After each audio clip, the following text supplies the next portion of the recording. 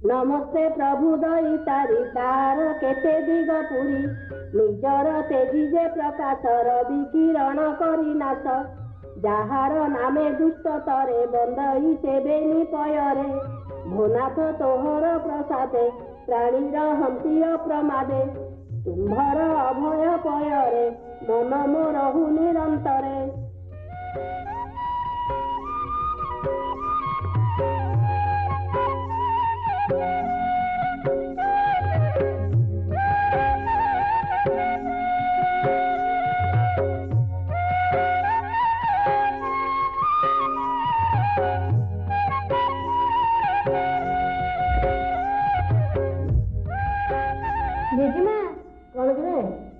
पाठ पढ़ा सैला मोर पाठ पढ़ा कौन मशाणी की जीवा को बसिले आउ की पाठ पढ़ा तू पाठ पढ़ुछु रे हाकिम हबु साईबाणी हबु तमे सब दिन ए बही कई पढ़ुछ हेलो हुंडी ए हला भागवत याकू समस्त पढ़िबा उचित बहुत भल कथा सिथिरे लेखा अछि।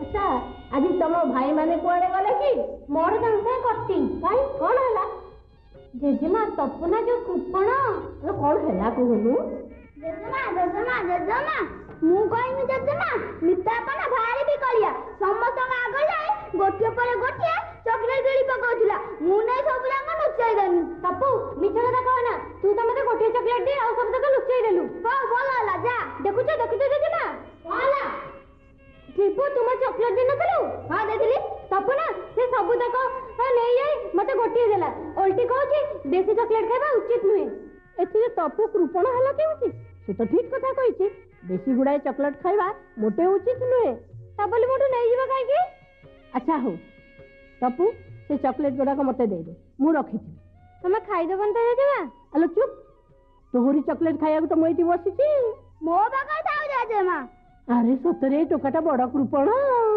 लोभ लोभ जेजेमा लोभ सर्वनाशर कारण बुझिलु जेजेमा एतुरु अटिगला कम कहानी पेडरू कहानी सरीगला कि जेजेमा गोटे कहानी हौ अरे तुम तो भारी बगुलिया मते बसई उठेई दउना हौ तुम मान को गोटे कहानी कहबे आस कृपण को शिक्षा आस एठी बस सब एथरा जमीमा मजा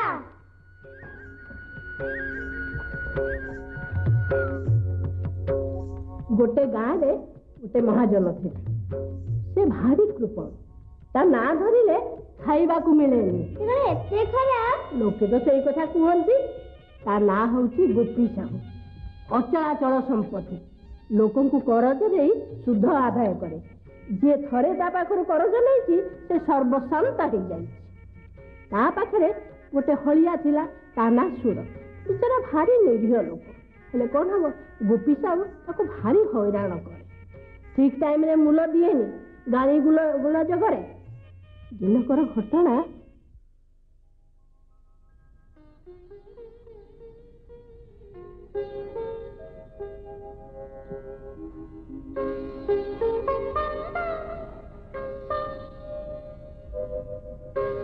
शांति शांति अंधार माड़ी आसो परा जीवी शांति शांति मूल गंडाक देते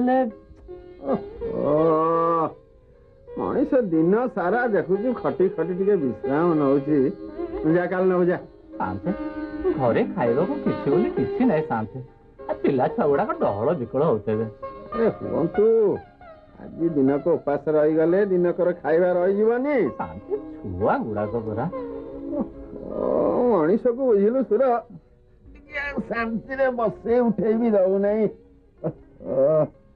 अच्छा लोक तू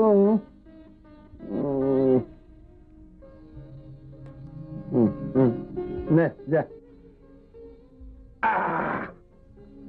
शांति ये पुणी कौन है मोटे एतिकी शांति केते कि आ केते गला सप्ताह अधिका नहीं नथलु गला सप्ताह कोडी शांति आपण अधिका देइतले आ गला सप्ताह त आपण कम देइतले बुझिलु तो जम्मा किछि मने रहो नहीं एई अडुआ भीतर मुश्किल तो पुरेइबो आ मु तते हातुर खाई केते बुझेइबी कहलु हां शांति शांति दया करंतु शांति मो छुआ पिलांग मोरे पार दियंतु नै शांति जेते खटिया को कहबे मते मु सेते बचे खटेबी मो छुआ को मोरे ଗୋଟେ ଆହାର ଦିଅନ୍ତୁ ସାନ୍ତେ। ଆଉ ତୁ କେତେ ଅଧିକା ନବୁ କହିଲୁ ମତେ? ମୋର ଅଧିକା ଦରକାର ନାହିଁ ସାନ୍ତେ, ମୋର ହପ୍ତାକୁ ହପ୍ତା ଯେତିକି ହଉଛି ମତେ ସେତିକି ଦେଇ ଦିଅନ୍ତୁ ସାନ୍ତେ। ଆରେ ନାଇଁ ତୁ ତ ଭାରି ସିଆଣିଆ ଭଳିଆ କଥାବାର୍ତ୍ତା କରୁଛୁ। ସାନ୍ତେ କିରେ କଣ ସାନ୍ତେ? ତୁ 3 ଦିନ ତଳେ ନେଇନଥିଲୁ?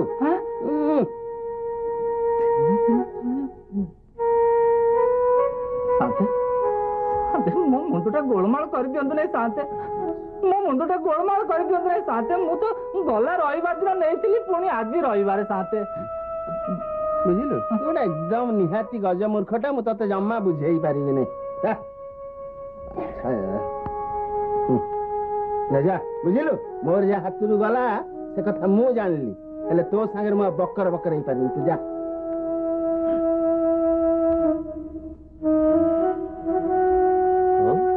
ଭଗବାନଙ୍କ ଯାହା ଇଚ୍ଛା।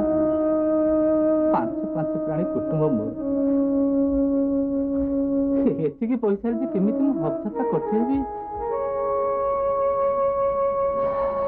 ଯାହା ତାଙ୍କ ଭାଗ୍ୟରେ ଥିବ।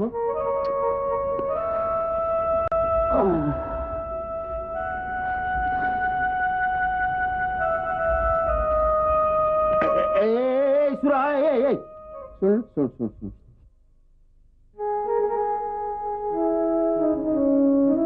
ପୁଣି କଣ ହେଲା?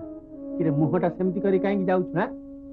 ଶୁଣ, ଯାହା କହିବା କଥା ଶୀଘ୍ର ଶୀଘ୍ର କହି ପକାନ୍ତୁ। ଚାଉଳ କିଣିକି ଘରକୁ ନ ନେଲେ ଛୁଆ ଗୁଡା ମୋର ସେଣେ ଉପାସ ଶୋଇବେ। ଆରେ ସେ ଜଙ୍ଗଲ ପାଖ ବିଲରେ ଯୋଉ ଫସଲ ହେଇଛି ସେଗୁଡାକ ହାତୀ ନଷ୍ଟ କରିଦଉଛନ୍ତି। ହଁ କହିଥିଲି ସେଠି ଗୋଟେ ମଞ୍ଚା ବାନ୍ଧିବାକୁ, ବାନ୍ଧି ଦେଇଛି। ଆଜି ରାତିରେ ଶୋଇବା କଥା। କଣ ହେଲା? ମୁଁ ଶୋଇବି? ନା, ହେଇପାରିବନି, ହେଇପାରିବନି ଆଜ୍ଞା। ଦିନ ସାରା ତ ଖଟି ଖଟି ପେଟ ପୁରା ମୁଠାଏ ଦାନା ପାଇଁ ମୂଲ ଦଉନାହାନ୍ତି, ପୁଣି ସେଥିରେ ମୁଁ ଯାଇକି ସେଠି ରାତିରେ ଶୋଇବି? ମୁଁ ଶୋଇପାରିବି। ଆଜି ରାତିଟା କଥା ଦେଖେ। ନାଇଁ, କାହାକୁ ନେଇ ଆପଣ ଚଳେଇ ଦିଅନ୍ତୁ, ମୁଁ ଚାଲିଲି ଆଜ୍ଞା। ହଉ ଯା, ଦେଖେ ନିଜେ କଣ ବ୍ୟବସ୍ଥା ଗୋଟେ କରିବି ଆଉ।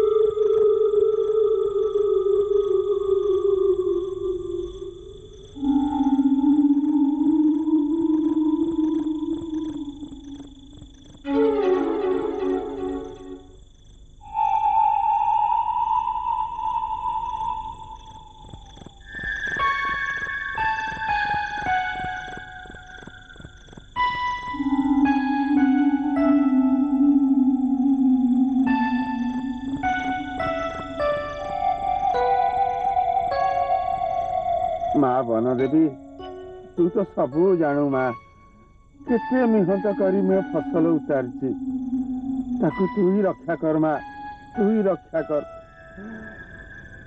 ଯେତେ ଯାହା ହେଲେ ବି ଆଜି ରାତିଟା ତ ମତେ ମିହନ୍ତ କରି ଜଗିବାକୁ ପଡିବ।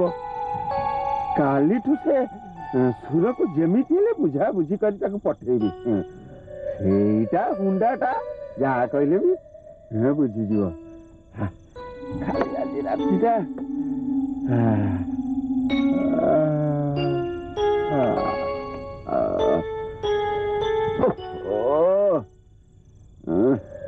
ଯାହା ହେଲେ ବି ତ ମତେ ଆଜି ଜଗିବାକୁ ପଡିବ। ଆଉ ଏଇ ଯୋଉ ଜାଗା, ମଣିଷ କଣ ଏଠି ରହିବ?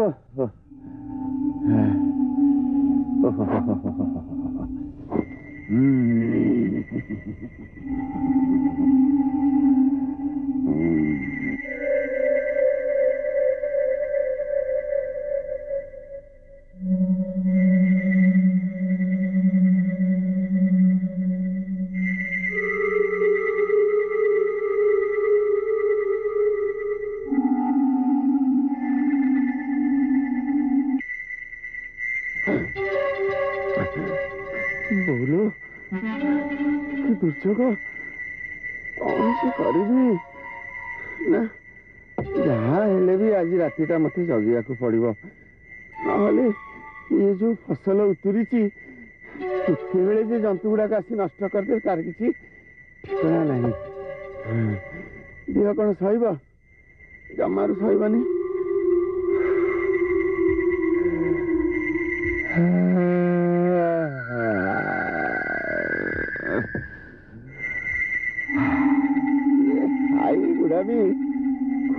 ଏତେ ଆସୁଛି ମୁଁ କିଛି ବୁଝିପାରୁନି। ଭାତ ମନା କରୁଛି। ଆରେ ବାବା ମୁଁ ଭାତ ଖାଇବିନି। ମୋ କଥା କଣ ଶୁଣିଲା? ଥାଳିଏ ଭାତ ଆଣି ଥୋଇଦେଲା, ଜବରଦସ୍ତି ଭାତ ଖାଇଲି। ନ ଖାଇଲେ ତେଣେ ଭାତ ନଷ୍ଟ, ଏଣେ କାମରେ ହରକତ। ହଉ ଯାହା ବି ହଉ, ଜମା ତ ଶୋଇବି ନାହିଁ, ଜମା ଢୁଳେଇବିନି। ମାଲୋ ମା ବନଦେବୀ, ଆଜି ରାତିରେ ତୁଇ ମୋର ସାହା ଭରସା। ମା ତୁଇ ମୋର ସାହା ଭରସା।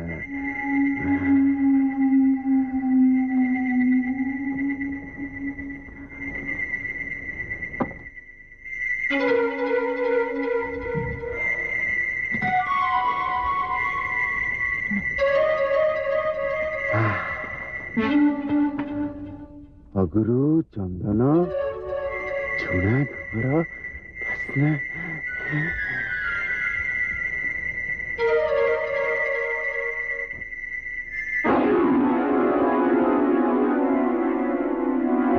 ଦେବୀ, ବନଦେବୀ,